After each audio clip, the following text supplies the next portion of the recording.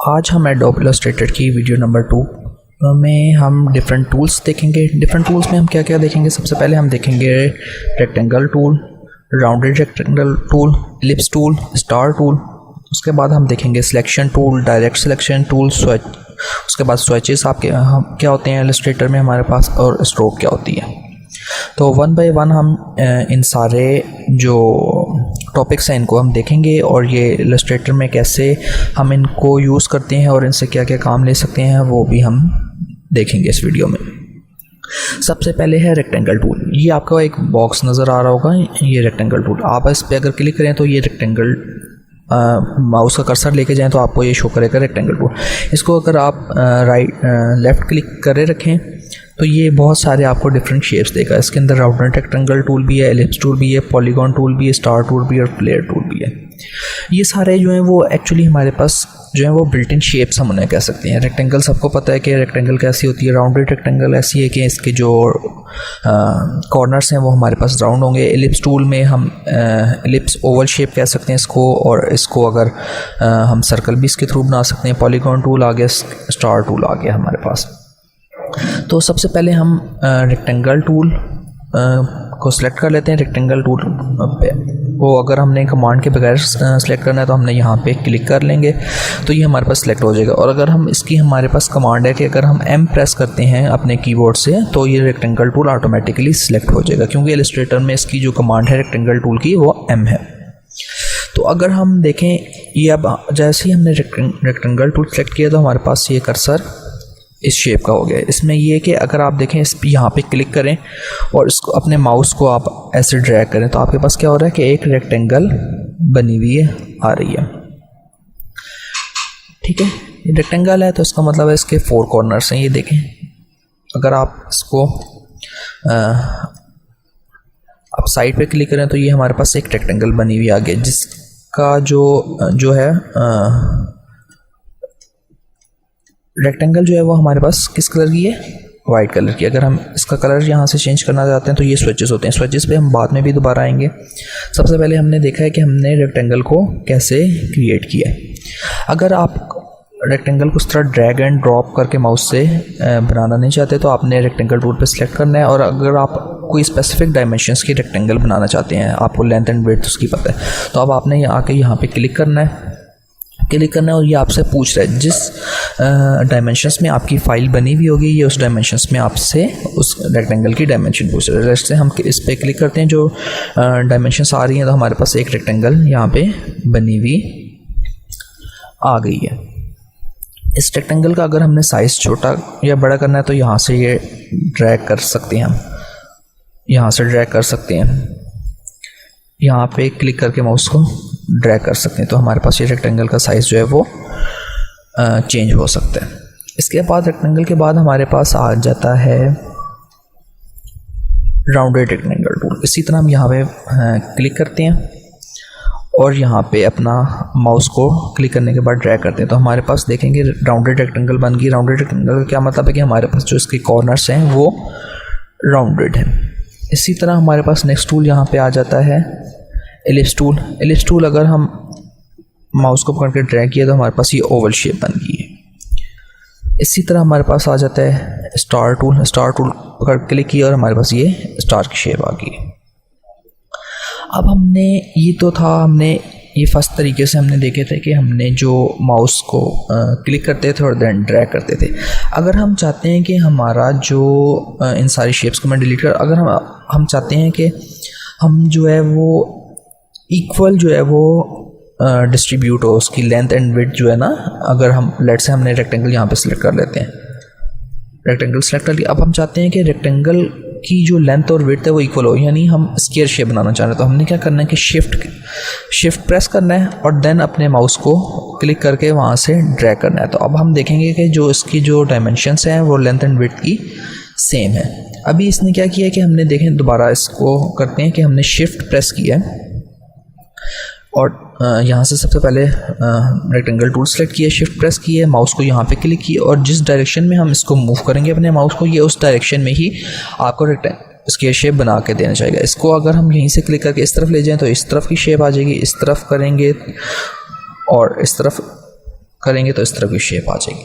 अगर अब हम चाहते हैं कि जो हमारा जो अभी हमने देखा है कि जिस तरफ हम ड्रैग करते हैं सिर्फ उसी तरफ ही जो है वो इसकी वेट जो साइज़ है वो इंक्रीज़ होता है। अगर हम चाहते हैं कि इक्वली साइज़ हर जगह पे ही इंक्रीज़ हो तो हमने रेक्टेंगल टूल सेलेक्ट की है, उसके बाद हमने शिफ्ट और आल्ट को इकट्ठा प्रेस करना है और अब हम देखते हैं कि हमने ये इसको ड्रैग करते हैं तो ये बॉटम साइड पे भी, राइट साइड पे भी, लेफ़्ट साइड पे भी, हर साइड पे इक्वल जो है वो साइज़ इंक्रीज़ या डिक्रीज़ करे हमारे माउस के।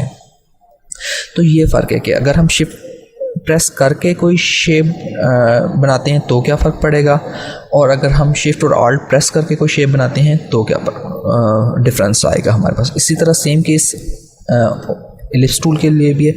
अगर हम सिर्फ शिफ्ट प्रेस करके इसको ड्रैग करेंगे तो हमारे पास ये क्या बन जाएगी, एक सर्कल बन जाएगा हमारे पास। इसी तरह अगर हम सर्कल ही सिलेक्ट करें और अब हम शिफ्ट और आल्ट दोनों चीज़ें प्रेस करें तो अब हमारे पास सर्कल जो है वो हर डायमेंशंस में इक्वली डिस्ट्रीब्यूट होगी इसकी जो साइज़ है और ये इस तरह का हमारे पास सर्कल आ जाएगा। ये तो चीज़ें थी, हमने सारे ये शॉर्ट टूल्स देख लिए। इसी तरह अब हम स्टार टूल को भी इस तरह परफॉर्म करके देख लेते हैं।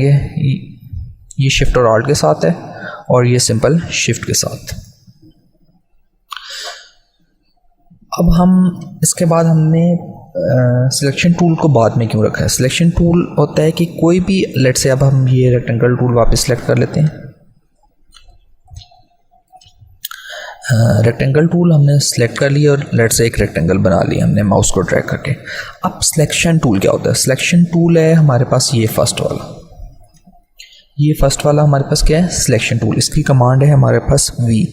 अगर अब हमने सिलेक्शन टूल सेलेक्ट किया हुआ है, अब हम इस शेप पे आके क्लिक करेंगे तो ये शेप हमारे पास पूरी ओवरऑल सिलेक्ट हो गई है। इसको हम इस तरह भी सिलेक्ट कर सकते हैं कि हम अपना रैंडम जो स्क्रीन पे माउस को ड्रैग करें तो हमारे पास ये शेप सिलेक्ट हो जाएगी।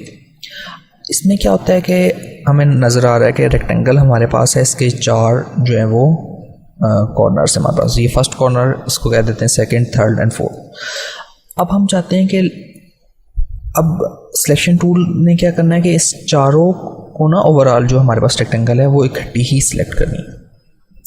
इसमें जब आप सिलेक्ट करेंगे तो आपको ये एक पॉइंट छोटा सा नज़र आ रहा होगा। ये पॉइंट क्या करता है, अगर आप इस पॉइंट को ड्रैग करके इस तरफ अंदर की तरफ खींचेंगे तो आपके पास ये जो रेक्टेंगल है ये इस शेप की हो जाएगी। अगर ये देखें, मैं दोबारा आपको करके दिखाता हूँ कि आपने इस पॉइंट को पकड़ के ड्रैग करेंगे तो ये आपके पास रेक्टेंगल इस तरह राउंडेड हो जाएगी। इसी तरह इसको पकड़ के इधर वापस आएंगे तो ये ठीक हो जाएगी। ये जितना आप अपनी रिक्वायरमेंट के हिसाब से इसको ड्रैग करेंगे ये उतनी ही आपको कर्व कॉर्नर से बना के दे देगा। अब लेट से हम चाहते हैं कि नहीं, हम चारों साइड से जो है चारों पॉइंट कॉर्नर से हम इसको ओवल शेप टाइप नहीं करना चाहते, तो हमने क्या करना है, हमारे पास एक और टूल आता है direct selection tool. Direct selection tool की कमांड हमारे पास A है। डायरेक्ट सिलेक्शन टूल ने हमारे पास क्या करना है कि हम इसमें स्पेसिफिक पॉइंट को सिलेक्ट कर सकते हैं। फॉर एग्जांपल मैं डायरेक्ट सिलेक्शन टूल पे क्लिक करता हूँ और मैं अब सिर्फ इस पॉइंट पे क्लिक करता हूँ तो देखें ये पॉइंट जो है वो ब्लू हो जाएगा, बाकी सारे पॉइंट ये हमारे पास वाइट जो है अनफिल्ड हो जाएंगे। ये अगर मैं जूम करके दिखाऊं तो ये पॉइंट हमारे पास ये सिलेक्ट हो गया और ये पॉइंट हमारे पास जो है वो अनफिल्ड है हमारे पास। इसका मतलब है कि ये वाला पॉइंट हमारे पास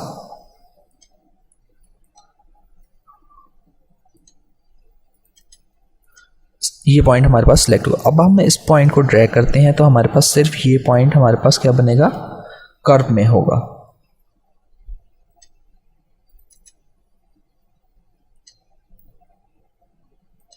ये मैं स्क्रीन इधर कर लेता हूँ। तो अब हमारे पास क्या होगा, सिर्फ एक साइड से हमारे पास ये कर्व होगी हमारे पास और बाकी साइड से एज इट इज़ कॉर्नर है। लेट से अब हम इसके अपोजिट साइड पे को भी कर लेते हैं तो ये हमारे पास कुछ इस तरह की हमारे पास एक शेप टाइप सी बन जाएगी। और अगर अब हम फिर इस पॉइंट को ये पॉइंट अब नहीं होगा क्योंकि इस पॉइंट में जो है वो कर्व होने की गुंजाइश नहीं थी, क्योंकि इसको शेप को हमने अपने हिसाब से ट्रांसफॉर्म किए।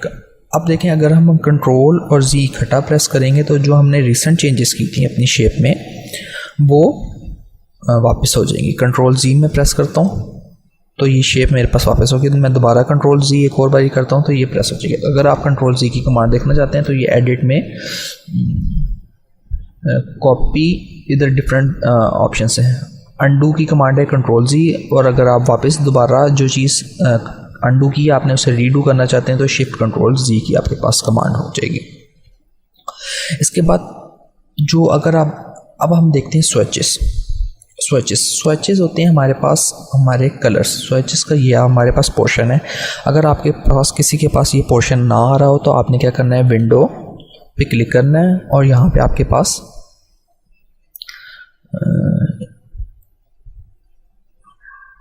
ये स्विचेस है। आपने यहाँ से स्विचेस को क्लिक करना है तो ये आपके पास यहाँ पे स्विचेस आ जाएगा। मैंने ऑलरेडी क्लिक किया हुआ है तो मेरे पास स्विचेस यहाँ पे ऑलरेडी प्रेजेंट है। लेट्स से एक हम रेक्टेंगल बनाते हैं और इसमें देखते हैं कि स्विचेस और देन स्ट्रोक क्या होती है। सबसे पहले स्विचेस होते हैं कलर। स्विचेस यहाँ से अगर आपने कोई कलर सेलेक्ट नहीं करना तो ये है, ये जो एक रेक्टेंगल स्क्वायर टाइप में एक लाइन बार सी पड़ी हुई है, इसका मतलब है नो कलर। ये वाला जो है वो अपर कलर होता है और ये वाला कलर होता है स्ट्रोक का कलर। स्ट्रोक क्या होती है कि जो आउटलाइन होती है हमारी किसी भी शेप की, जो आउटलाइन होती है वो स्ट्रोक कहलाती है। सबसे पहले आपने क्या करना है, जो फिल, इसका मतलब है जो इनसाइड जो आउटलाइन के अंदर जो कलर है वो आप फिल करना चाहते हैं। कौन सा फिल करना चाहते हैं? लेट्स से मैंने रेड कलर कर लिया। इसको थोड़ा सा जूम भी कर लेते हैं। मैंने रेड कलर कर लिया है। सिलेक्शन टूल V से इसको सिलेक्ट कर लिया। अब मैं चाहता हूँ कि जो इसका कॉर्नर्स का कलर है वो लेट्स से येलो हो जाए। आउटलाइन का कलर जो है वो हमारे पास येलो हो जाए। तो हमने यहाँ से किया है, जो स्ट्रोक की जगह पे हमने येलो कलर यहाँ पे सिलेक्ट कर लिया। अब हम देखें स्ट्रोक में यहाँ पे ये कुछ लिखा हुआ है 1 pt। इसका मतलब है जो स्ट्रोक का अभी जो जितनी साइज़ है वो 1 पॉइंट है। इसको अगर हम कम करें 0.5 तो देखें बहुत पतली सी स्ट्रोक होगी। अगर हम इसी स्ट्रोक को लेट्स से 18 pt करें तो हमारे पास ये स्ट्रोक की जो साइज़ है वो इंक्रीज़ हो गया। अब स्ट्रोक के साइज़ में फर्दर हमारे पास 2 टाइप्स की स्ट्रोक हो सकती हैं। इसको थोड़ा सा हम कम कर लेते हैं ताकि हमें समझने में आसानी हो जाए। लेट्स से 6 पॉइंट कर लें।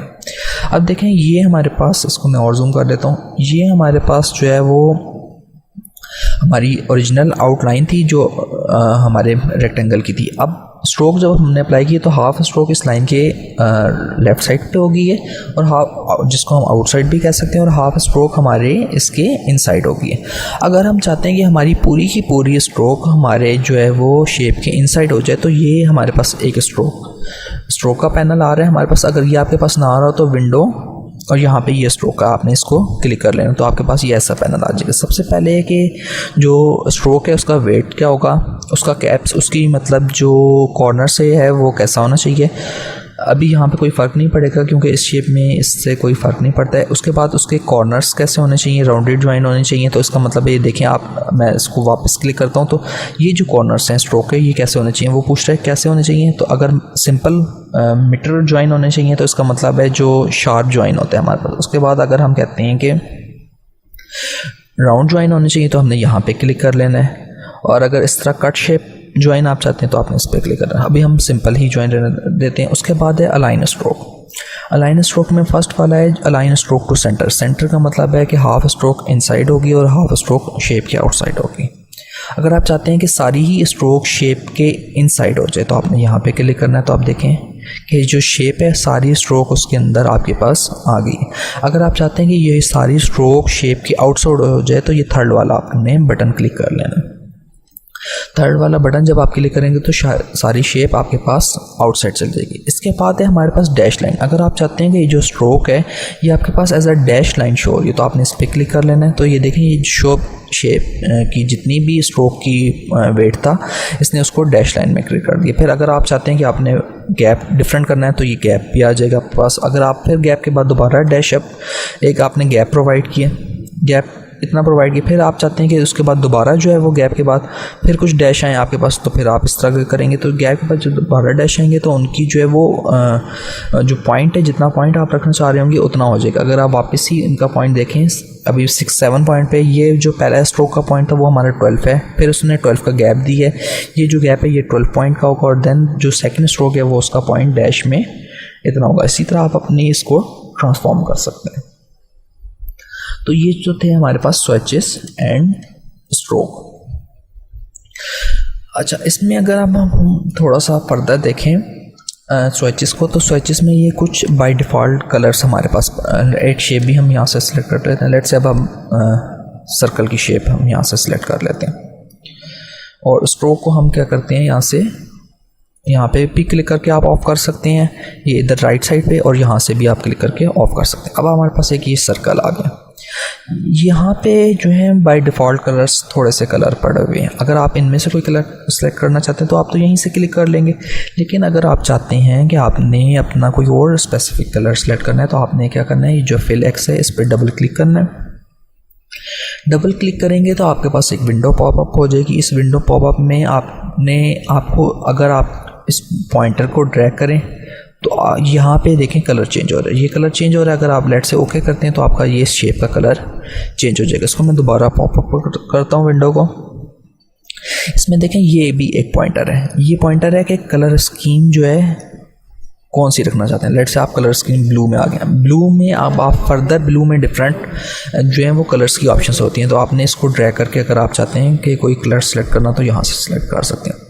उसके बाद अगर इन केस आपको यहाँ से कलर समझ नहीं आ रहा और आपके पास ऑलरेडी जो है कलर का एक कलर होता है, उसके पीछे एक हेक्स कोड होता है। हेक्स कोड हो सकता है, RGB कोड हो सकता है, CMYK कोड की % वैल्यू हो सकती है आपके पास। तो अगर आपके पास देखें अभी यहाँ पे ये जो ब्लू सेलेक्ट हुआ हुआ है, इसका ये जो हैश है ये हेक्स कोड कहलाता है। हेक्साडेसिमल में जो आपके पास वैल्यू होगी कोड की वो हेक्स कोड उसे कहते हैं। अगर R, G और B का वैल्यू आपको पता है तो आप यहाँ से सिलेक्ट कर सकते हैं। CMYK की अगर वैल्यू पता है तो आप यहाँ से सिलेक्ट कर सकते हैं। इसी तरह ये डिफरेंट ऑप्शंस हैं, अगर आप यहाँ से सेलेक्ट करना चाहिए। अगर ये बिल्कुल इधर बॉटम पे लें तो ये आपके पास ब्लैक कलर हो जाएगा और इसका हेक्स कोड क्या है 6 टाइम्स ज़ीरोस। अगर आप इसी को बिल्कुल अप पे ले जाएं तो आपके पास कलर कौन सा आ जाएगा, वाइट आ जाएगा, और वाइट का हेक्स कोड क्या है 6 टाइम्स F। इसको हम कैंसिल कर देते हैं। इसी तरह सेम केस स्ट्रोक के लिए भी, स्ट्रोक पे आप डबल क्लिक करते हैं। लेट से स्ट्रोक एक ये सेलेक्ट किया, आप चाहते हैं कि नहीं आपने डिफरेंट स्ट्रोक सेलेक्ट करनी है तो इस पर डबल क्लिक करेंगे। डबल क्लिक करके उसी तरह ही ड्रैग कर सकते हैं अपने माउस को। लेट से हमने ये एक सेलेक्ट कर लिया। तो ये हमारे पास डिफरेंट स्विचेस में से आप डिफरेंट कलर जो अपनी शेप में सेलेक्ट कर सकते हैं और उस शेप को वो कलर आप प्रोवाइड कर सकते हैं। तो ये बहुत बेसिक सा इंट्रोडक्शन आज हमने वीडियो नंबर 2 में एडोब इलस्ट्रेटर का देखा है, जिसमें अब हम शेप कैसे बना सकते हैं, कोई शेप कैसे डिज़ाइन, जो शेप बिल्डिंग शेप्स हैं वो कैसे आप किसी भी फाइल में बना सकते हैं, उनके कलर कैसे चेंज कर सकते हैं, उनका स्ट्रोक साइज़ कैसे चेंज कर सकते हैं, स्ट्रोक की जो है वो डैश लाइन, अगर आप स्ट्रोक को डैश एज अ डैश बनाना चाहते हैं, डैश लाइन बनाना चाहते हैं तो वो कैसे बना सकते हैं। अब इसमें थोड़ी सी और चीज़ें हम देखते हैं।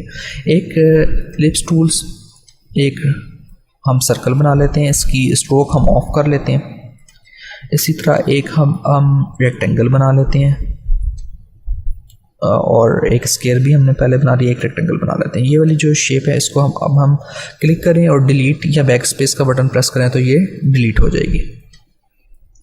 अब हम देखते हैं, लेट्स से ये अब हम चाहते हैं कि अब हम देखते हैं कि देखें हम डायरेक्ट सिलेक्शन टूल सेलेक्ट करते हैं। डायरेक्ट सिलेक्शन टूल सेलेक्ट किया तो हमें इसके 1, 2, 3 एंड 4 पॉइंट्स जो हैं वो हमारे पास शो हो रहे हैं। लेट्स से अब हम एक पॉइंट को डिलीट क्लिक करते हैं और देन डिलीट का बटन प्रेस करते हैं तो ये हमारे पास क्या हो जाएगा, हाफ सर्कल आपके पास बन जाएगा। इसको कंट्रोल Z करता हूँ, वापस आ जाएगा। अगर आप दोबारा डायरेक्ट सिलेक्शन टूल सेलेक्ट करते हैं और ये वाली चीज़ डिलीट करते हैं तब भी क्या होगा, आपके पास हाफ सर्कल बन जाएगा।